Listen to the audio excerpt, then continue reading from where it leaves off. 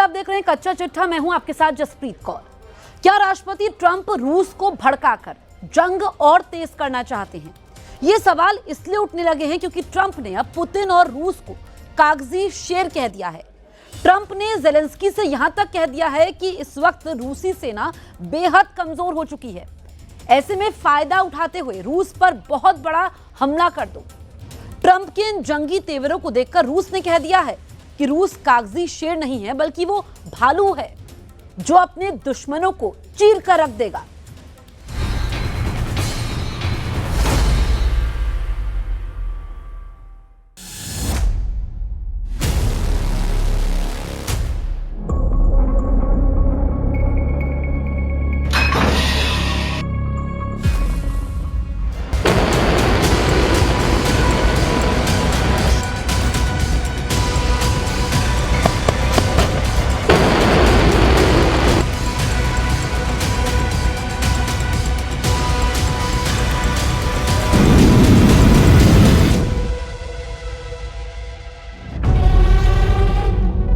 कागज का शेर है पुतिन। ट्रंप का ऐलान, जंग जीत रहा है यूक्रेन।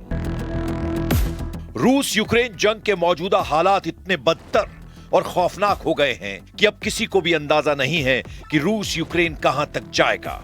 ये दावे इसलिए किए जा रहे हैं क्योंकि राष्ट्रपति ट्रंप ने यूक्रेन और ज़ेलेंस्की को लेकर ऐसे दावे और बयान दिए हैं जो रूस को मजबूर कर रहे हैं कि वो पूरी ताकत से यूक्रेन के साथ साथ यूरोप में मौजूद नाटो देशों पर भी सीधे हमले शुरू कर दे। अभी नाटो देश रोमानिया, एस्टोनिया और पोलैंड रूस के हमलों की जद में आ चुके हैं, लेकिन ट्रंप ने पुतिन को जंग का कागजी शेर कहकर पूरे रूस को बेइज्जत कर दिया है। ट्रंप ने ज़ेलेंस्की को बेहद खुश करते हुए यह भी दावा कर दिया कि यूक्रेन अब इतना ताकतवर और सक्षम हो चुका है जो रूस को न सिर्फ हरा सकता है बल्कि अपनी जमीन से रूसी सेना को बुरी तरह से खदेड़ सकता है। यानी अब यह तय हो चुका है कि रूस यूक्रेन जंग रुकने की बजाय बेहद तेज हो चुकी है और ऐसे हालात में अब युद्ध का गेम चेंजर कौन साबित होगा यह अगले 48 से 72 घंटे के अंदर लगभग साफ हो जाएगा। फिलहाल अमेरिका के न्यूयॉर्क में संयुक्त राष्ट्र सुरक्षा परिषद की बैठक में रूस के खिलाफ ऐसा जंगी फॉर्मूला बन चुका है जिसकी वजह से या तो रूस पूरी तरह से हार जाएगा या फिर रूस अपने सभी दुश्मनों का विनाश कर देगा। बब्बर शेर या फिर कागजी शेर, 72 घंटे में यूक्रेन का फैसला। अगर हम यूक्रेन युद्ध को ट्रंप के बयान और जमीनी हकीकत की तुलना के आधार पर देखें तो 43 महीने से ज्यादा की जंग में यूक्रेन के 27% से ज्यादा इलाके पर रूस का कब्जा हो चुका है। रूस ने अपने दम पर यूक्रेन को 41 देशों से मिले $360 बिलियन के हथियारों को भी जंग में तबाह कर डाला है। ऐसे में सवाल उठता है कि अमेरिका के न्यूयॉर्क संयुक्त राष्ट्र महासभा के 80वें सत्र के दौरान डोनाल्ड ट्रंप ने रूस के खिलाफ ऐसे बयान क्यों दिए हैं जिससे दुनिया में यह मैसेज गया है कि रूस जंग हार रहा है और पुतिन बब्बर शेर नहीं कागजी शेर है। ये वही ट्रंप है जो एक हफ्ते पहले तक दावा कर रहे थे कि रूस से लंबी जंग करके यूक्रेन ने खुद को बर्बाद कर लिया है, लेकिन अब ट्रंप ने यूक्रेन की जमीन और जंग में जीत को लेकर जो बयान दिए हैं उससे ज़ेलेंस्की गदगद है। जरा देखिए ट्रंप ने क्या कहा है। अमेरिकी राष्ट्रपति डोनाल्ड ट्रंप ने यूक्रेन में जारी युद्ध को लेकर ऐसा बवाली बयान दिया है जो जंग को यूरोप तक भड़काने जा रहा है। डोनाल्ड ट्रंप ने कहा है अमेरिका और नाटो के समर्थन से यूक्रेन अपने खोए हुए क्षेत्र यानी जमीन को फिर से हासिल कर सकता है। अपने सोचा कि यूक्रेन के लोगों में महान उत्साह है और वे लगातार बेहतर होते जा रहे हैं। ट्रंप ने लिखा, मुझे लगता है कि यूरोपियन यूनियन के सहयोग से यूक्रेन लड़ाई लड़ने और अपने मूल रूप में जीतने की स्थिति में है। ट्रंप ने यह भी लिखा कि रूस 3.5 साल से बिना किसी उद्देश्य के लड़ रहा है, एक ऐसा युद्ध जिसे जीतने में एक वास्तविक सैन्य शक्ति को 1 हफ्ते से भी कम समय लगना चाहिए था। ये रूस को अलग नहीं बना रहा है, वास्तव में ये उन्हें कागजी शेर जैसा बना रहा है। ट्रंप ने कहा पुतिन और रूस बड़ी आर्थिक मुश्किल में है और यूक्रेन के लिए यही समय है कि वो रूस पर बड़ा हमला करे। Бумажных медведей не бывает. И Россия настоящий медведь. Путин неоднократно и с разными эмоциями описывал нашего медведя. Здесь вы сможете это вспомнить самостоятельно. Здесь ничего бумажного нет. जेलेंस्की के लिए game changer.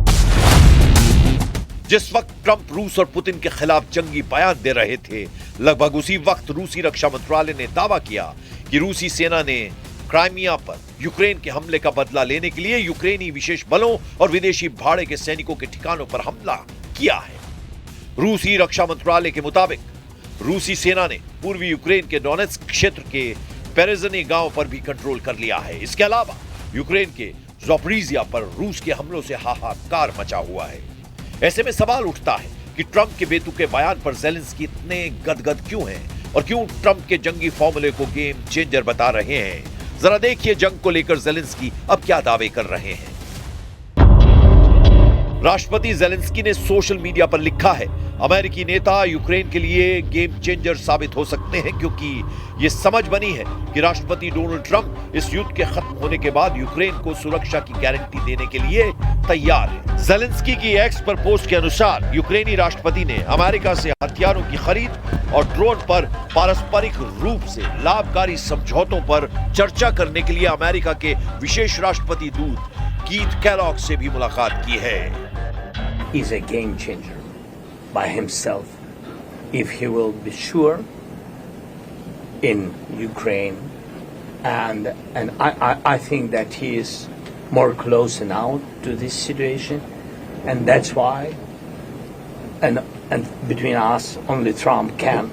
For today, we know some not too much players in the world who can be game changers, but he's the most close. लेकिन जमीन पर युद्ध की हकीकत पूरी तरह से रूस के पक्ष में दिख रही है। अगर ट्रंप दावा करते हैं कि रूस यूक्रेन को 3.5 साल की जंग में हरा नहीं पाया है, तो सवाल उठता है कि America, Britain, France, Germany, Poland समेत नेटो, यूरोप और पश्चिमी देशों के 41 देश मिलकर भी यूक्रेन को अब तक युद्ध में जीत नहीं दिला पाए हैं। परमाणु हमले को तैयार रूस, पहला टारगेट अब अमेरिका। इधर पुतिन के एक करीबी मीडिया हस्ती ने दावा किया कि राष्ट्रपति ट्रंप के इशारे पर अमेरिका के वित्त मंत्री स्कॉट बेसेंट ऐसा कोई कदम रूस के खिलाफ उठाते हैं तो फिर रूस हर हाल में अमेरिका में परमाणु धमाका कर सकता है। रूसी सरकारी टेलीविजन पर प्रस्तुतकर्ता और पुतिन के करीबी सहयोगी व्लादिमीर सोलोवेयोव ने अमेरिका को सीधी परमाणु धमकी दी है। यह जानकारी पत्रकार जूलिया डेविस के द्वारा ऑनलाइन पोस्ट किए गए एक वीडियो से मिली, जो रूसी मीडिया के क्लिप के साथ साझा की गई है। व्लादिमीर सोलोवेयोव ने दो टूक कहा कि वो कहते हैं कि रूस पर प्रतिबंध लगने के बाद रूसी अर्थव्यवस्था तबाह होगी, तो हम बातचीत की मेज पर बैठेंगे। हम आपको बता दें, हम अपने परमाणु हथियारों से हमला करेंगे और बस। व्लादिमीर सोलोवेयोव ने फिर दोहराया, हम हमला करेंगे और बस। व्लादिमीर सोलोवेयोव ने कहा कि उनका मानना है कि यूरोप रूस के खिलाफ युद्ध की तैयारी कर रहा है और मॉस्को को कठोरता और भयंकर तरीके से लड़ना चाहिए। व्लादिमीर सोलोवेयोव का यह बयान पूर्वी यूरोप में बढ़ते तनाव के बीच आया है, क्योंकि पोलिश प्रधानमंत्री डोनाल्ड टस्क के मुताबिक पश्चिमी यूक्रेन पर रात भर के हमले के दौरान 19 रूसी ड्रोनों ने पोलिश हवाई क्षेत्र का उल्लंघन किया। पोलैंड ने राष्ट्रीय सुरक्षा के लिए खतरा बताते हुए औपचारिक रूप से नाटो के अनुच्छेद 4 का इस्तेमाल किया और अपनी पूरी हवाई ताकत झोंक दी है।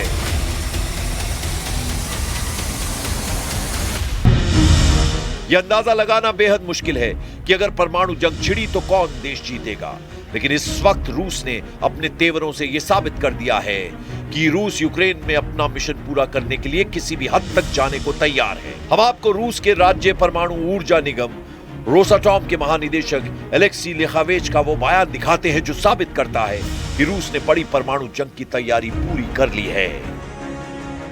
रूस के सरकारी परमाणु निगम के चीफ ने डंके की चोट पर कहा है, दुनिया की सबसे बड़ी परमाणु शक्ति यानी रूस के सामने बेहद भीषण खतरे हैं। इन्हीं खतरों को देखते हुए आने वाले सालों में रूस की परमाणु सुरक्षा को और मजबूत किया जाना चाहिए। रूस और अमेरिका अपने परमाणु शस्त्रागार को उन्नत कर रहे हैं, जिसमें आने वाली परमाणु सशस्त्र मिसाइलों का पता लगाने और उन्हें रोकने के लिए इस्तेमाल की जाने वाली प्रणालियां भी शामिल हैं। ठीक उसी तरह जैसे चीन अपनी परमाणु क्षमता को ब्रिटेन और फ्रांस से कहीं आगे बढ़ा रहा है। रूसी सरकारी समाचार एजेंसी RIA ने एलेक्सी लिखाशेव के हवाले से कहा, वर्तमान भू राजनीतिक स्थिति में हमारे देश के अस्तित्व के लिए भारी खतरे हैं, इसीलिए परमाणु कवच जो एक तलवार भी है, हमारी संप्रभुता की गारंटी है।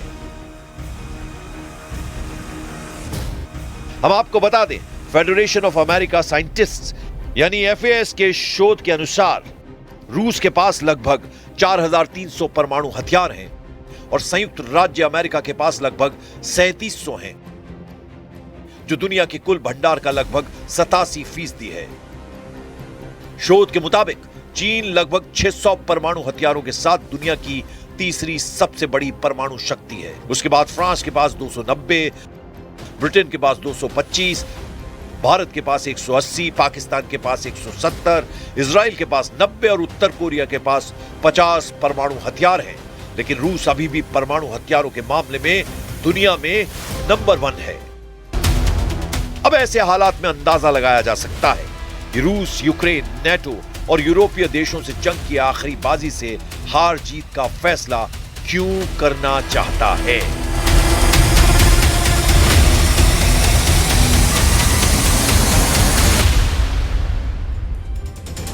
अमेरिका ने अटलांटिक महासागर में 4 एटमी मिसाइलें लॉन्च की है। यूएस नेवी ने ट्राइडेंट सेकंड D5 नाम की सबसे विनाशकारी मिसाइलों का सफल टेस्ट किया है। सुपर पावर ने एटमी मिसाइलों की टेस्टिंग ईरान की मिसाइल बेस के दोबारा बन जाने के बाद की है। सैटेलाइट तस्वीरों से खुलासा यह हुआ है कि ईरान ने 12 दिन के युद्ध में बर्बाद हुई 2 मिसाइल साइट फिर से एक्टिव कर दी हैं। उधर इजरायल ने सीरिया में हमला करके तुर्की को फिर से चैलेंज कर दिया है, क्योंकि इजरायल की तरफ से 30 लाख मुस्लिम लड़ाकों की फौज युद्ध में उतरने के लिए रेडी है।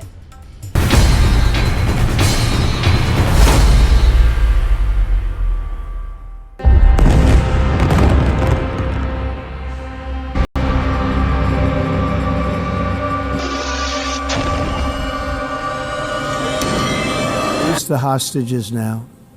Just release the hostages now. Everyone knows I have also been deeply engaged in seeking a ceasefire in Gaza. Mr. President, what's next for Russia?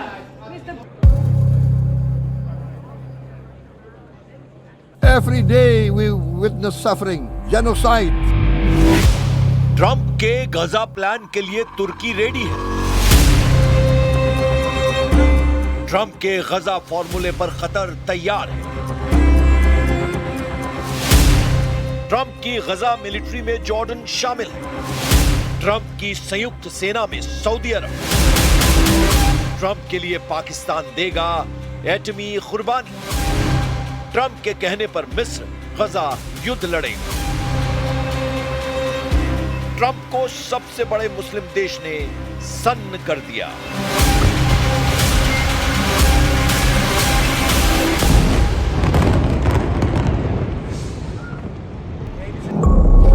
Israel Hamas युद्ध में ट्रंप के सारे पत्ते बिखर गए हैं। इजराइल फिर से तबाही मचाने लगा है। गजा में भयानक हमले हो रहे हैं। जमीन दहल रही है, आसमान जल रहा है। अब तो समुद्र में ड्रोन बम फटने लगे हैं। इजराइल के हमले सीरिया और लेबनान में भी तेज हो गए हैं। यूएन महासभा में ट्रंप के भाषण के बाद इजराइल भड़का हुआ है, क्योंकि भाषण के बाद ट्रंप ने 8 मुस्लिम देशों के साथ मीटिंग की। इस मीटिंग में ट्रंप ने जिस तरह तुर्की को तवज्जो दी, वो नेतन्याहू को नागवार गुजरी है। तस्वीर देखिए। ट्रंप के दाईं तरफ बैठे एर्दोआन, उनके ठीक आगे कतर के अमीर, उनके बाद इंडोनेशिया के पीएम हैं। ट्रंप की बाईं तरफ जॉर्डन के किंग, फिर पाकिस्तानी पीएम शहबाज, उनके बाद मिस्र के प्रधानमंत्री मोस्तफा मदबुल्ली हैं। ट्रंप ने अपने बगल की सीट पर तुर्की को क्या बिठाया? इजराइल भड़क गया है। जिस तुर्की ने इजराइल को धरती से मिटा देने की धमकी दी है, ट्रंप उसे ही गजा युद्ध का खलीफा बना रहे हैं। ये बात किसी के गले नहीं उतर रही, खासकर इजराइल, जिसने तुर्की को सबक सिखाने के लिए सीरिया में तहलका मचाना शुरू कर दिया है। गोलान हाइट्स के करीब इजरायली सेना ने कुनैत्रा के कई गांवों पर हमला किया है।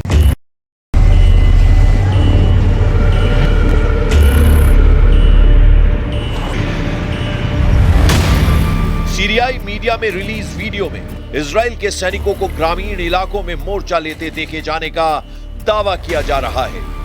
वीडियो में आईडीएफ को सिदाल गोलान शहर की ओर तेजी से बढ़ते हुए दिखाया गया है। वीडियो में बख्तरबंद गाड़ियां गश्त कर रही हैं। कई सैनिक घरों की छतों पर चढ़ते दिख रहे हैं। कथित तौर पर इजरायली सैनिकों ने कई घरों की तलाशी भी ली। असल में इजराइल ने सीरिया पर हमला कर तुर्की पर पलटवार किया है। उधर ट्रंप एर्दोआन को बगल में बिठाकर गजा युद्ध खत्म करवाने के दावे कर रहे हैं।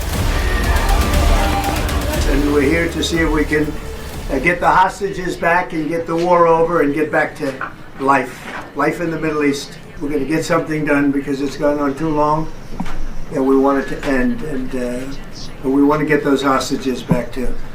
We've gotten most of them back. Trump के मिशन गजा के रियल विलन एर्दोआन ही हैं, जिनकी वजह से 8 मुस्लिम देशों के ग्रुप में भी दरार पड़ गई है। तुर्की की बारूदी चाल का पूरा ब्यौरा जानने से पहले इजराइल के समुद्री हमले का ट्रेलर देखिए, जहां दावा किया गया है कि इजराइल ने ग्लोबल सुमुद फ्लोटिला अभियान के कई जहाजों को ड्रोन धमाकों से दहला दिया है। गजा जा रहे ग्लोबल सुमुद फ्लोटिला के जहाजों पर 15 फाइटर ड्रोन से भयानक हमला हुआ है।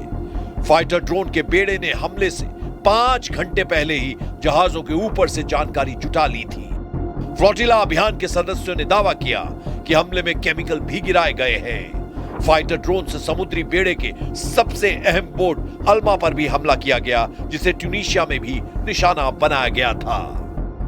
फ्लोटिला के आयोजकों ने हमले के आरोप इजराइल पर लगाए हैं, क्योंकि इजराइल के डिफेंस मिनिस्टर ने पहले ही धमकी दी थी कि समुद्री अभियान हमास को मदद पहुंचाने की कोशिश है।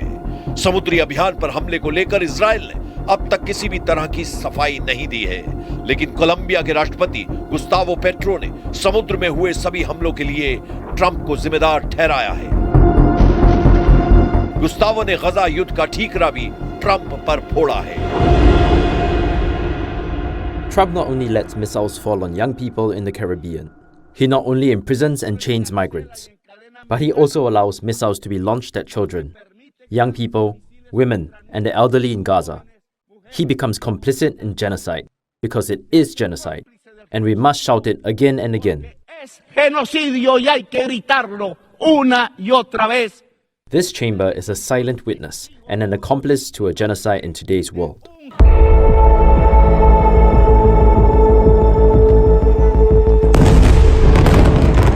जहां गजा युद्ध को लेकर ट्रंप पर निशाना साधा जा रहा है, वहीं तुर्की के राष्ट्रपति एर्दोआन उन्हें फुल सपोर्ट दे रहे हैं। एर्दोआन ने यह तक कहा है कि ट्रंप अकेले ऐसे लीडर हैं जो युद्ध खत्म करवा सकते हैं। ट्रंप की तारीफ के पुल बांध रहे एर्दोआन, लेकिन 8 मुस्लिम देशों की मीटिंग का सुपर सीक्रेट छिपा रहे हैं। मीटिंग में सबसे अहम 2 बातें हुई हैं।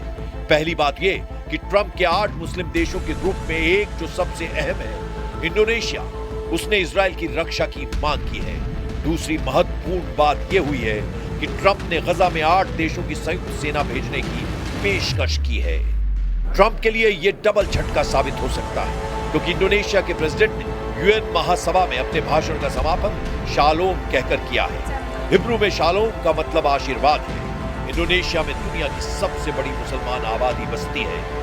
ताज्जुब की बात यह है कि इंडोनेशिया इजराइल में कोई औपचारिक रिश्ते नहीं है। इसके बाद भी इजराइल के हक में इंडोनेशिया के खड़े होने से ट्रंप के मुस्लिम ग्रुप में फूट पड़ गई है। वहीं ट्रंप का दूसरा एजेंडा गजा में संयुक्त सेनाओं की तैनाती का है, जो तब तक कामयाब नहीं हो सकता जब तक इजराइल तैयार ना हो। जिस बैठक में इजराइल शामिल ही नहीं हुआ, वहां हुए कोई फैसले को नेतन्याहू तो कम से कम मानने वाले नहीं। जाहिर है ट्रंप का प्लान फिलहाल कामयाब होता दिख नहीं रहा। उधर इजराइल के लिए असली चैलेंज ईरान फ्रंट से आया है। ईरान से आए 2 बड़े अपडेट ने नेतन्याहू को अपसेट कर दिया है। ईरान ने अपनी एयरफोर्स की पावर फिर से जुटानी शुरू कर दी है। ईरान को रूस से MiG-29 जंगी जेट मिलने शुरू हो गए हैं। ईरान रूस से सुखोई Su-35 की डिलीवरी भी जल्द मांग रहा है। जंगी जेट के साथ ईरान ने रूस से S-400 एयर डिफेंस सिस्टम की डील भी फाइनल कर ली है। ईरान से इजराइल के लिए दूसरा अपडेट मिलिट्री साइट से आया है, जहां फिर से युद्ध की तैयारी शुरू हो गई है। 12 दिन के युद्ध में तबाह हुए सैन्य अड्डों को ईरान ने दोबारा मरम्मत कर ऑपरेशन के लिए तैयार कर लिया है। 23 सितंबर को ट्रंप संयुक्त राष्ट्र महासभा में जब ईरान पर किए हमले से अपने लिए हवा बना रहे थे, तब शायद अंदाजा नहीं था कि supreme leader Ali Khamenei surprise देंगे। 3 months ago, in Operation Midnight Hammer, 7 American B-2 bombers dropped the 14 30,000-pound each bombs on Iran's key nuclear facilities, totally obliterating everything. No other country on earth could have done what we did. No other country has the equipment to do what we did. We have the greatest weapons on earth. ये satellite तस्वीरें Iran की 2 missile centre की हैं। पहली है पार्चिन और दूसरी है शाराउड। दोनों मिसाइल प्रोडक्शन साइट्स पर फुल फोर्स में काम शुरू हो चुका है। ईरान की रॉकेट फोर्स जल्द यहां से बनी मिसाइलों से लैस होने वाली है। शायद यही वजह है कि सुप्रीम लीडर अली खामनेई ने ट्रंप से एटमी डील से साफ इनकार कर दिया है। सुप्रीम लीडर ने कहा है कि न्यूक्लियर डील ईरान के लिए हानिकारक है।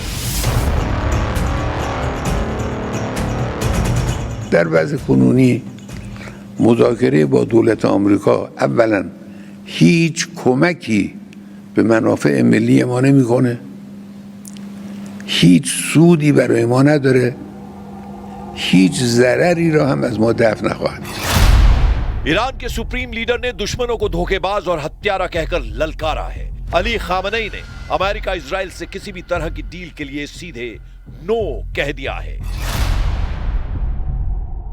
در همه چیز خلف وعده میکنه، در همه چیز دروغ میگه، فریب اعمال میکنه، وقت و بی وقت تهدید نظامی میکنه.